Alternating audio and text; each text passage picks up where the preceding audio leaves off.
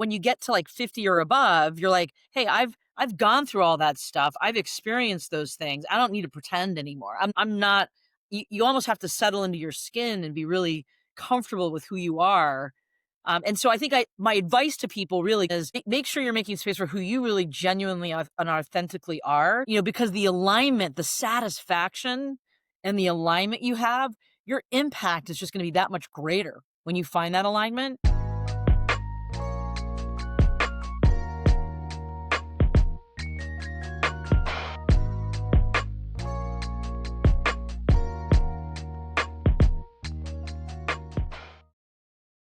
Hello, everyone. Today we're talking about crossroads Gen X leaders face in their late 40s and 50s. My guest today is Paige Scott. As a senior partner and leader of the asset management practice at Kingsley Gate, she spent more than 20 years helping leaders find roles that not only advance their careers, but align with their values. But beyond her professional accomplishments, Paige is living this chapter herself, balancing family, career, and community. That's where I want to start today, Paige. Welcome to the Midlife Remix. Fantastic to be here, Steven. Thank you for having me. You've guided so many executives through these transitions, and you're also navigating midlife yourself. What feels most real to you right now in balancing those things that we talked about: work, family, and community? It's interesting. I think post pandemic in particular, I feel like the intersection between professional and personal has never been more integrated in, life cycles, certainly since I've been in the working world, right? And that really changed significantly. And I just think that the ability to kind of, I think, empathize, have humanity in what we do. I also think that's also bubbled up this concept of, especially for many of us that are navigating midlife, right? Like, can I kind of be my full self in that respect? Can I talk about and address things like age and how much more runway do I have and what does that runway look like? And can I really aspire to kind of pursue that path in the way that I really want to, right? And so I think that I think people are being more authentic in these conversations because they feel like they can bring their full self to the table, where before I think they were very much compartmentalized. So, give me an example of how that has manifested yourself in your life. Like, what are you able now? Some of that journey for me personally started 3 years ago. I went through a whole personal transformation, going through divorce and what that has meant to me as a person and how I show up at work, right? Yeah. Being my genuine self, being able to kind of own that development. I'm not afraid now to talk about the manifestation work I did personally, to get to where I am today, to get through that really difficult 3-year window of growth and evolution and becoming my own person and having a happier day-to-day existence. But I couldn't have done that without doing like personal manifestation journals and writing and really owning that, realizing that there's actually connection to that professionally and that the same thing that I do personally could absolutely apply professionally. And I now provide that guidance to people around, especially when they're in transitions, they've been laid off, they've been downsized, and they're afraid because they're over 50. They're like, am I going to get that next really great job or have I aged out?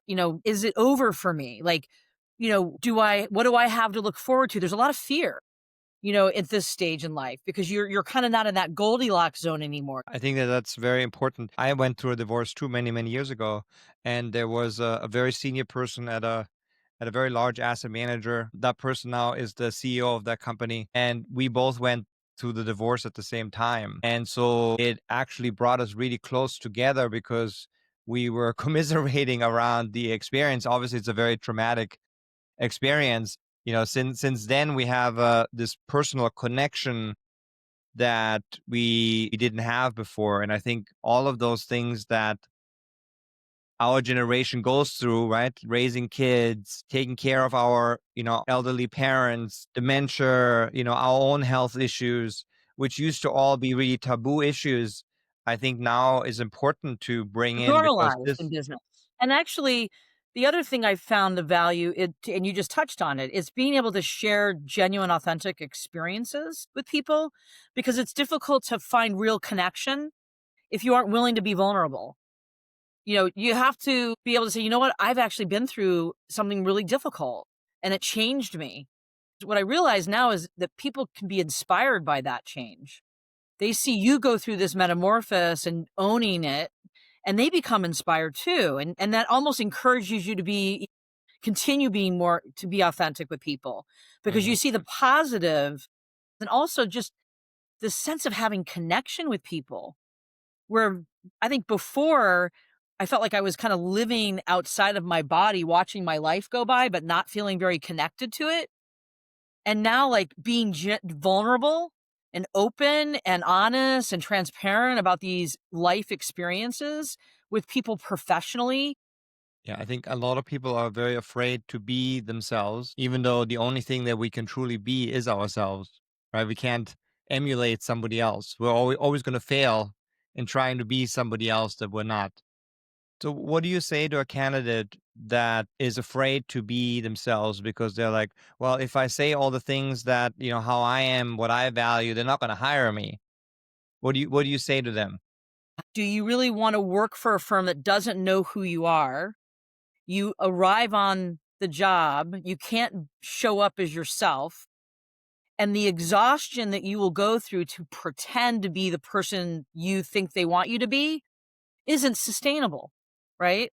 And the reality is, wouldn't you rather know that there's alignment and fit based on who you genuinely show up to be at work?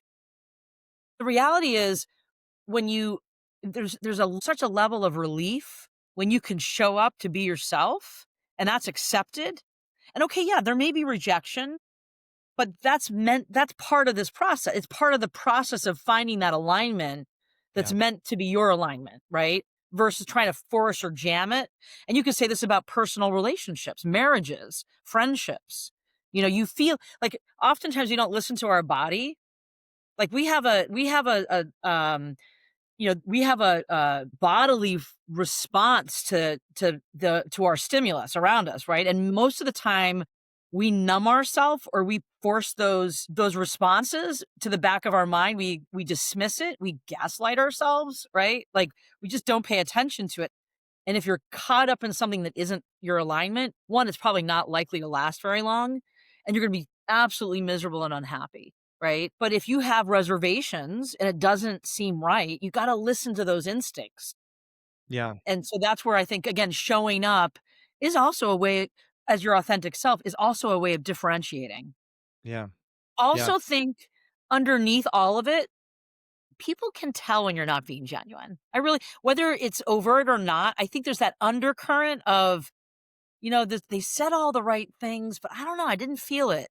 Well, I get that a lot. They said all the right things, chemistry wasn't there. They think about it as chemistry or connection, but what they're really sensing is an energy that isn't aligned. Yeah, because they're not being themselves. You're right. So much in our culture, we think that we have to do everything logically, right? Which in essence is putting everything through the lens of the prefrontal cortex instead of utilizing our entire brain, utilizing our entire body, using our heart, using our gut, which is all gives us information on things that are much deeper. And I don't mean this from a spiritual level, but I mean this just from an informational level that our prefrontal cortex can actually process. So, Yeah, and that's why you don't want to, especially for big decisions, you don't want to rush it. And it's again, it comes back to like absorbing it in the body and then paying attention to what your body is telling you too. The body responses, the somatic responses that we have, right? And I've become if you do the work around, whether it's, talk therapy or all the different kinds of modalities around, thinking through emotional and spiritual kind of journeys. is some of that generational? Do you see that with some of your clients, clients where they're run by baby boomers or clients which are run by Xers or millennials? Are they different? Are there different opinions about what's important at work and how you show up at work? And yeah, talk about that. When you think about boomers, they're much more accustomed to operating within hierarchical structures, right? Where you've got it's a journeyman kind of apprenticeship kind of mentality. And, you earn it from a merit-based you earn kind of promotions and opportunities through merit and hard work and climbing the ladder, right? It's a very kind of linear thought process, a hierarchy, right? And so I think those generations are still in control positions. But now you're seeing Gen X, clearly most Gen X's are now, what, early to late T's, right? We're kind of in those positions now of leadership and power. And I think we're influenced by not only boomers in that mindset, but also millennials. And we're kind of like, we're sandwiched in between. And we've kind of had to be ambidextrous between these different generations around expectations in the work environment and try to make those accommodations. Now you've got millennials that are learning these leadership skills, right? I think the millennial and Gen Z generations where there's this sort of expectation of fast glide paths, career glide paths. If I do this, I do that. Not understanding why there has to be, they're kind of challenging the hierarchy structure, right?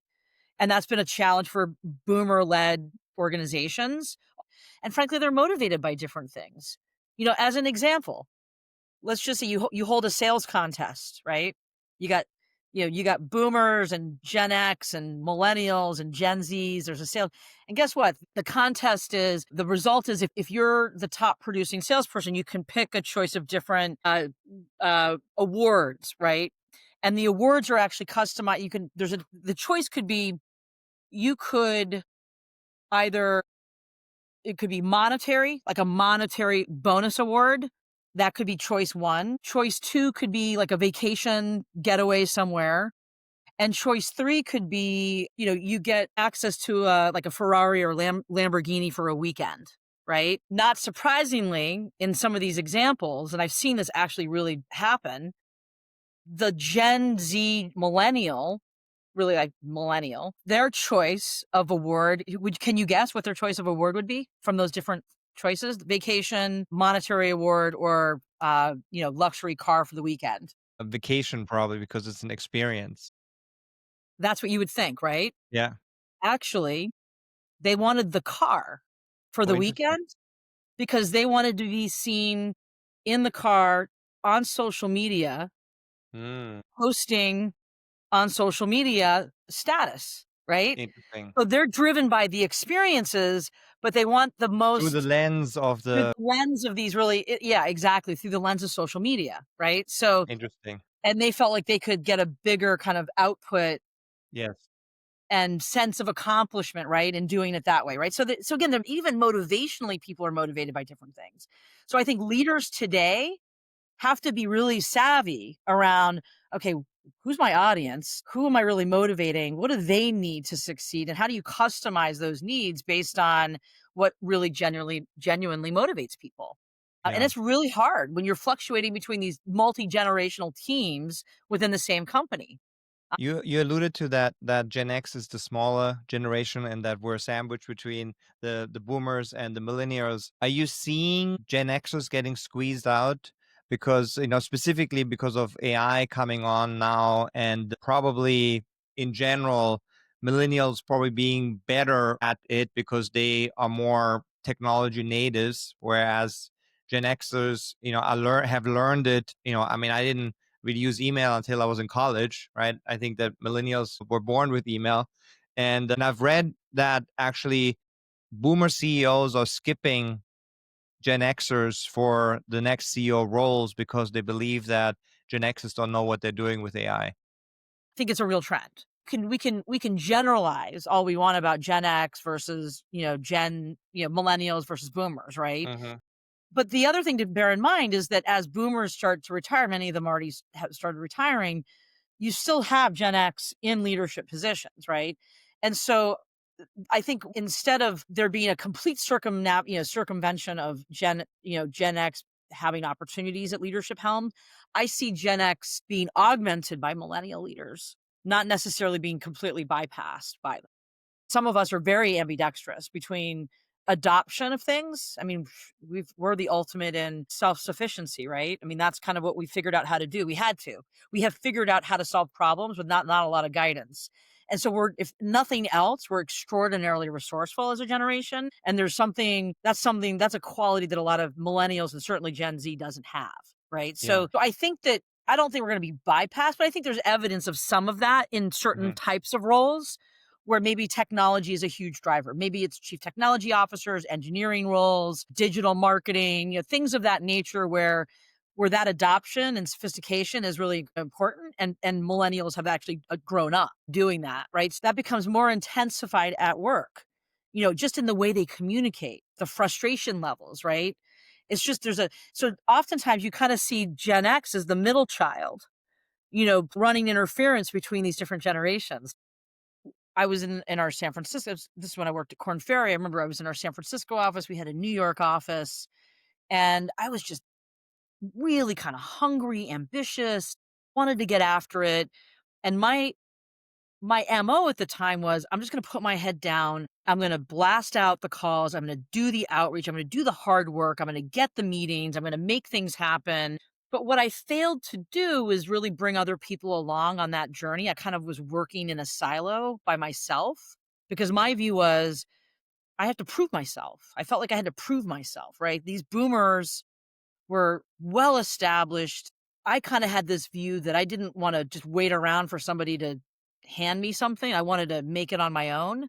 Um, and so I just got after it. But what I didn't realize was that I was alienating the very people I wanted to collaborate with.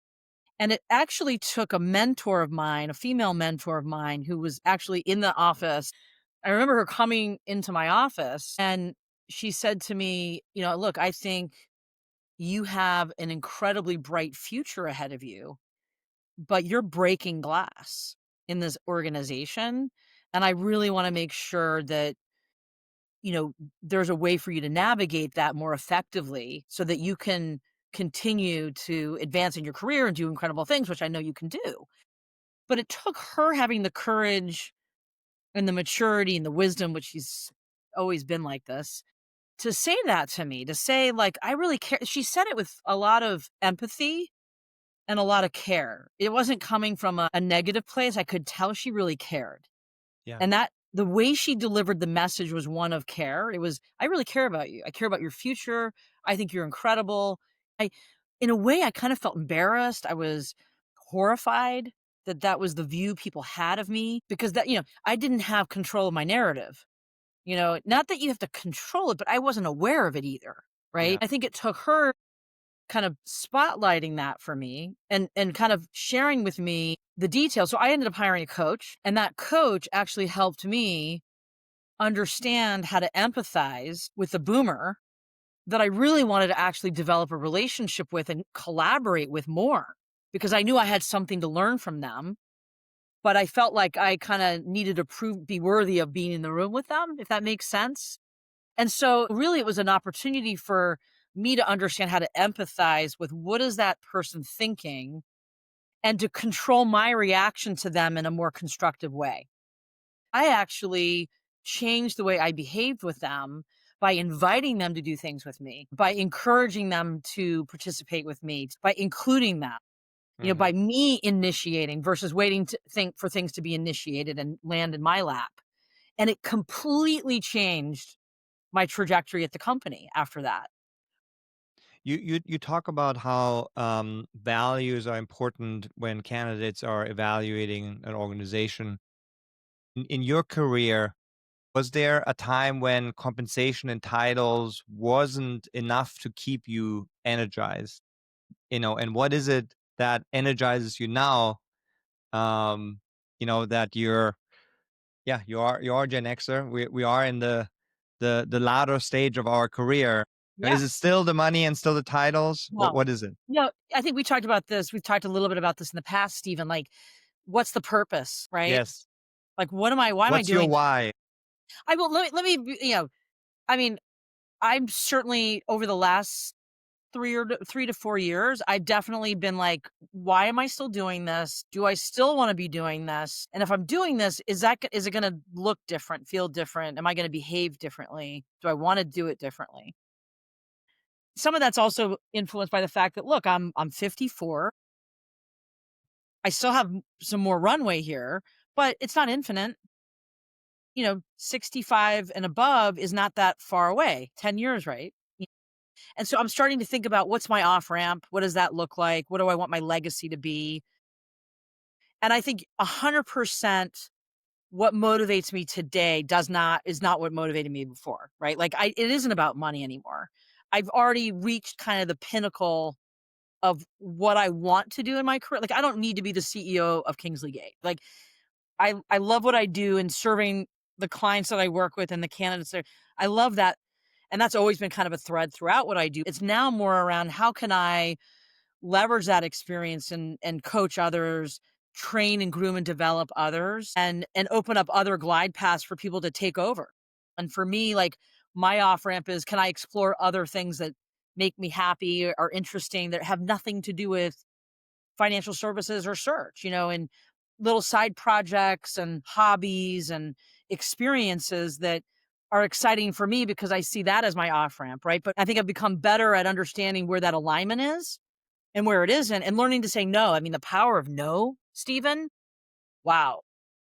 We don't do that, especially women in particular don't know how to say no very well. And I think learning to do that and knowing limits and knowing boundaries and respecting those things about yourself, that took a while to So get what are you there. saying no to now that you were not able to say no to before? If there isn't alignment philosophically with an individual or company around approach, direction, um, I tend to do a lot more upfront diligence, asking tougher questions, harder questions, sometimes really uncomfortable questions, Hmm. actually oftentimes very uncomfortable questions, which I wouldn't have had the maturity, wisdom, or confidence to do before. And so in a way, I feel like I'm the deliverer of truth. And sometimes maybe that means they shoot the messenger, right? And I can sense some of that vibe. I don't want to be part of that. I'm looking for genuine, authentic partnership. What I struggled with in the past, and a lot of my clients are struggling with that, is that you're in midlife or towards the the latter part of your career, and you're like, well, I don't want the big job anymore. I'm okay taking a smaller role, a smaller responsibility. I can totally do this.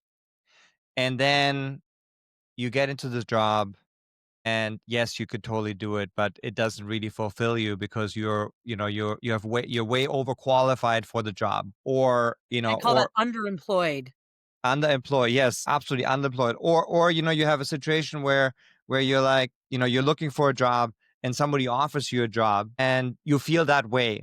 But because you want a job, then you like you talk yourself into, I could totally do this. It will be no problem that, I'm underemployed in this job. Right. Yeah. What's your advice? How do you talk to your clients about Yeah. that? It's a good topic too, because it comes up every day, especially in the midlife Yeah. 50-year-old crowd, right? Because 50-year plus, because I think people are worried about being obsolete, right? About being kind of sidelined. Again, it comes back to like, am I relevant, right? Aging out. And relevant personally, like s- it's interesting, like culturally, Americans, like if you go to a cocktail party Hmm. in America, the first thing someone asks you that you meet for the first time is, well, what do you do for a living? Right? We associate in the US, we so associate, or Western countries so associate like our self-worth with what we do professionally. Can you imagine like that? So why do you think it's so difficult for people to off ramp without like a real clear retirement plan or action plan, right? Because your identity, your self-worth is tied up with what you do for a living. And that's just so embedded in our culture. But you go to Europe, you go to other cultures, they could care less. That's like they may never ask you what you do. They don't care. They want to know who you are as a person. Yes. And so it's, retirement jitters or concerns are less, I think, they're less acute. Hmm. People, it's more acceptable, socially, societally. People aren't sidelined in those cultures like they are here. And so I think there's a cultural element to what we're talking about as well. Absolutely. So I think part of it is just finding people need to rewire, and I talk to them all the time, like rewire what your purpose is, Yeah. right? And find a different kind of purpose. Don't focus more on, well, I want to just get a job. Like it's more about you got to do the work to find purpose and what do you love doing? And is there a way to segue into doing more of that? Yeah, because I do agree with you that being underemployed, I mean, that just sounds awful. It sounds boring. It sounds numbing. It's a missed opportunity to actually use the time and capacity to do things that you're really energized in doing. But sometimes I think fear stops us from doing that.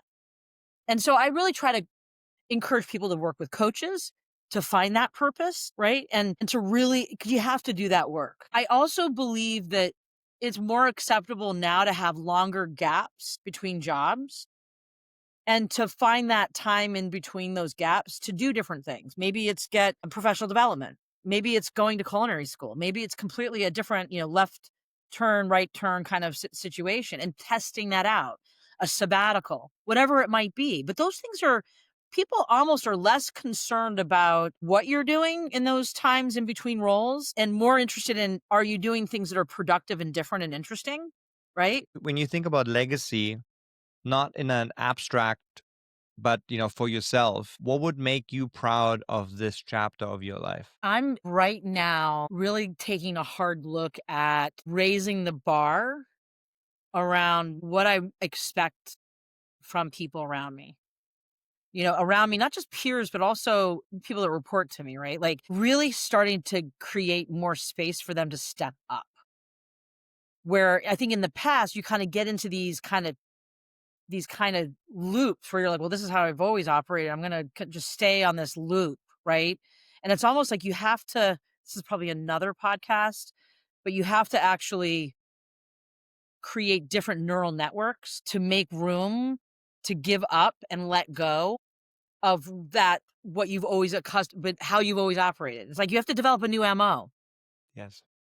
And then you have to challenge yourself as a leader to develop a different MO so you can make space for that next generation. That's, I think, the legacy I'm building now so that I really can fully step away. Um, a lot of our listeners or my listeners are in this midlife. Many of them Gen Xers, not all of them. What one piece of advice would you share from your own lived experience with them? I think the thing that has had the most profound impact for me is spending the time to really visualize Hmm. the person I want to be and Hmm. being very intentional about manifesting that. And I think the most tangible advice that I give and that I do is in really working on these manifestation journals. I have manifestation journals. They're not that hard to do, but it's really about putting the intention and the energy out there that you are like you're almost behaving like the person you want to be now. You're putting that intention out there, but when you write it in a journal, whether this is a personal goal, a family goal, could be work related, it could be anything. I have sections in my manifestation journal for personal, for travel, for work, for relationships, right? Friendships, all of it, where I'm very much in the present, like actualizing what I want. And Yeah. I'm writing it down and then I'm saying it and I'm dating it. I put the dates in there and I kid you not, Stephen. I look back a year on those dates and I see what I've written down and that stuff happens. Now, sometimes it doesn't happen. Maybe it's a year, maybe it's a year and a half, maybe it's 6 months, maybe it's 2 weeks, right? But if you are consistent about this, there is no way that can't be, there has to be a response to that output. There has to be a match. When you put that energy out there, it has to be matched. Yeah, there's a book called Mind Magic by James Doddy, and he's a neurosurgeon. And Mhm. he talks about the science behind manifestation. Just to the cliff notes of it is that we need to know what we want. And a big part of my coaching is about intentionality, right? We specifically in midlife, stop doing what other people expect you to do. Do what you want to do in every part of your life, including Right. your work, your relationships, etc. So that's one aspect. How can you get what you want if you don't articulate what it is that you want? So that's part one. You write down what it is that you want. Part two then is that you do the habits that you need to do to become that person. Right. But the important part is that while you're doing it, you're proving to yourself every day that you already are that person that you want to be.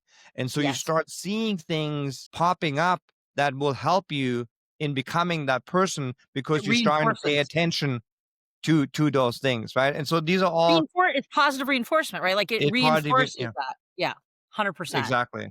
It Yeah. has changed my life, and I see people all the time get really they're stuck, right? They're disappointed, they feel victimized by circumstances, and they have to break out of that cycle, because if they continue to think of themselves as a victim, they're gonna continue being victimized, right? Because that's the energy they're putting out there.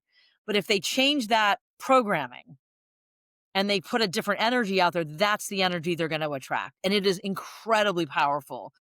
It has so changed my life. There's nothing else out there that I could recommend that's gonna singularly make a bigger difference than that. Well, that's a great recommendation. I agree with that. Paige, it was so lovely to speak to you. There's probably many other topics that we could have touched upon, and we will at one day. Thank you for Yes. your time. Thank you for having me, Stephen. This has been a lot of fun.